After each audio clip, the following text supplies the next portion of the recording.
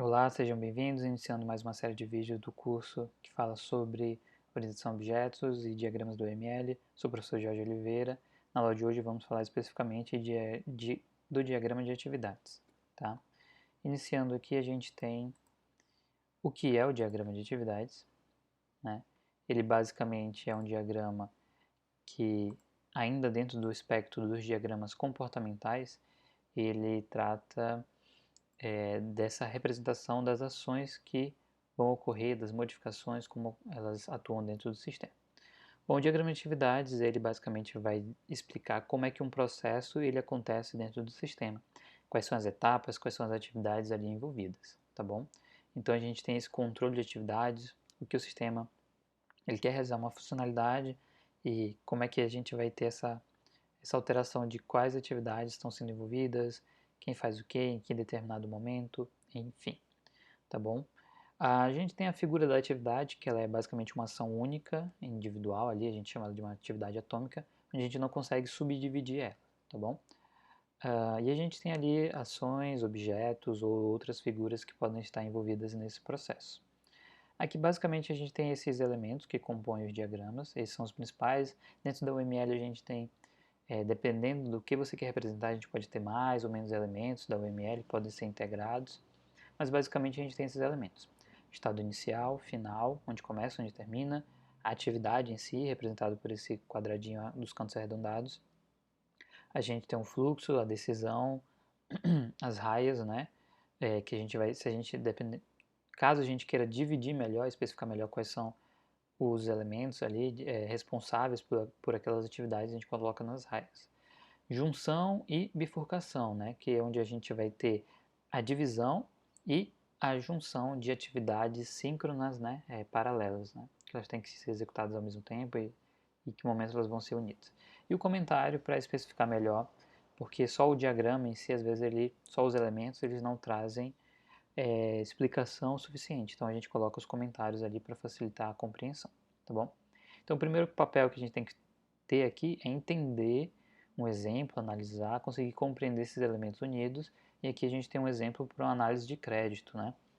Onde a gente basicamente tem o início, tá? Representado por essa bolinha preta, e o término. E o interessante é que dentro dos diagramas a gente tem um início, mas a gente pode ter vários pontos de término. Então, se a gente olhar aqui, a gente vai ter esse término representado por essa bolinha aqui, ou a gente tem um outro ponto de término, uma outra maneira de terminar o diagrama seria nessa situação aqui.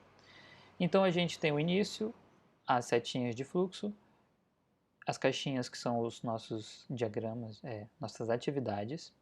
A gente tem aqui os pontos de decisão representados pelos losangos, e aqui a gente tem a bifurcação, né, divisão, representado onde eu tenho que executar essas duas atividades ao mesmo tempo, e depois que elas ocorrerem eu tenho um ponto de sincronia, né, onde eu vou juntar e executar essa outra atividade. Então, lendo aqui, explicando, a gente tem um cliente incluído no sistema, atende a consulta, né, do cadastro, e aí vem a pergunta na divisão. Esse cliente tem um cadastro no SPC ou Serasa? Se sim, a gente finaliza, a gente não vai dar crédito para ele. Se não, a gente vai fazer uma outra decisão. Esse cliente, ele possui uma renda superior a 10 mil, né, 2 mil reais? Não, então ele não vai receber crédito. Se sim, aí a gente vai para a próxima etapa. Aqui a gente tem uma divisão das chamadas raias, onde na primeira raia, na raia de cima, a gente tinha o cadastro dos clientes. Agora que eu já filtrei, já tenho esse cadastro, eu vou para a parte, agora a segunda raia responsável que é do e-mail marketing, né? Então aqui eu vou ter uma divisão, eu vou registrar aqui a alta renda para esse cliente e também vou disparar o envio, né, de uma dica de investimento aqui, que seria nesse caso do Tesouro Direto. Depois que eu fizer esses dois processos, aí eu vou sincronizar nesse programa de novo envio, né, de oferta para o cliente. E aí então eu finalizo, ok? Aqui a gente tem mais um processo, aqui para um mercadinho, né, uma compra online. De novo, o ponto de início aqui a gente só tem um, e o ponto de término a gente só tem um também. A gente tem outros elementos, a gente vai passar por eles daqui a pouco. Então eu inicio aqui e eu tenho aqui uma busca e uma navegação, né? Essa busca seria a busca de um produto pontual. E a navegação seria aquela navegação onde o usuário ele vai navegar pelo site aleatoriamente, verificando itens, né? Como se fosse uma paginação. Então, vamos olhar aqui primeiro essa parte de navegação. Então, o usuário aqui, eu tenho uma divisão, né? Ele vai fazer a navegação. E esse símbolo de decisão ele também pode ser utilizado para junção, tá? Então aqui ele está juntando, daqui a pouco a gente vai ver de onde é que está vindo esse processo de junção. Então eu vou fazer navegação, vou navegar pelos itens e aqui eu vou visualizar um item específico, né? E visualizando esse item eu posso adicionar ou não ele no carrinho, tá bom? Então a gente tem aqui as primeiras divisões. Se eu for fazer a busca de um item específico, né? Eu coloco ali qual o termo e aí eu posso achar, encontrar esse item ou não encontrar esse item, tá bom? Se eu achar esse item, aí eu vou visualizar o item, né? Ou eu posso voltar para esse processo de busca de um item específico, né? Desse ponto de decisão aqui. Uma vez adicionado esse item no carrinho, tá? Eu tenho essa divisão aqui.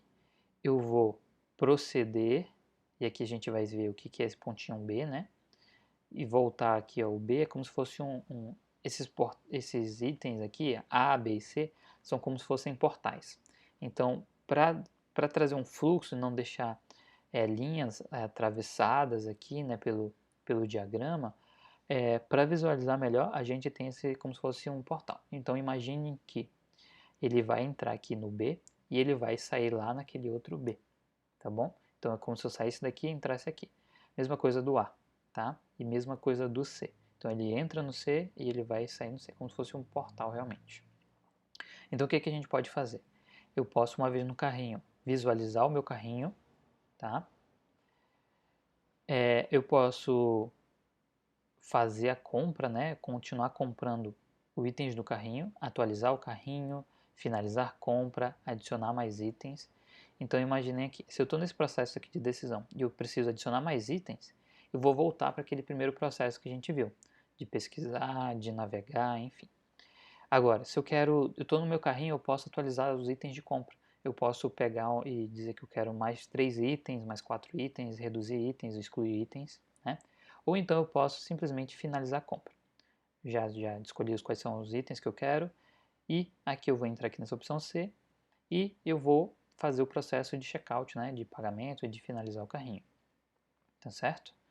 E aqui ele está dizendo que a qualquer momento eu posso ir para o carrinho, né? Então, qualquer momento do meu sistema, eu estou ali navegando no site, eu posso clicar na opção de visualizar o carrinho, tá? Então, essa é a análise desse cenário. Aqui a gente tem uma análise um pouco mais complexa, né? Com a divisão agora de raias, que é para o sistema de autenticação do Google. Então, eu tenho que a API do Google, né, os aplicativos, eles têm um processo de autenticação. Aquele entrar com a conta do Google, né, basicamente ele segue esse processo, tá bom? O usuário não está autenticado e aí ele vai no navegador fazer essa opção de selecionar a aplicação. O Google ele gera aqui autenticação, é voltado para o navegador envia para o servidor do Google, o servidor ele faz a validação, verifica se o usuário está autenticado ou não, né? Então aqui a gente tem as decisões, se dá um erro, se ele realmente consegue entrar no sistema, né? Ou então se ele vai para a página de erro, tá bom? Então ele mostra as boas-vindas, então é todo um processo, só para a gente ter uma noção do início da atividade, né? Do início desse processo de autenticação até a finalização com autenticado com sucesso, então o usuário deu erro, quais são as etapas e quem são os responsáveis por essas etapas, né? Qual é o fluxo. Então, o diagrama de atividade serve para isso. Então, com esse diagrama a gente pode ter uma lógica melhor do algoritmo, descrever as etapas, né, que estão sendo executadas.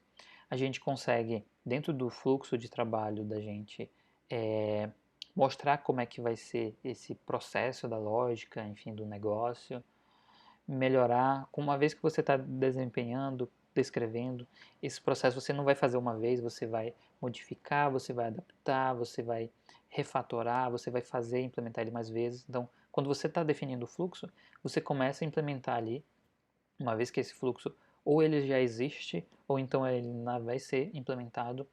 À medida que você vai elaborando, criando esse diagrama, você vai melhorando e você vai especificando, por isso a gente consegue melhorar, né, e simplificar.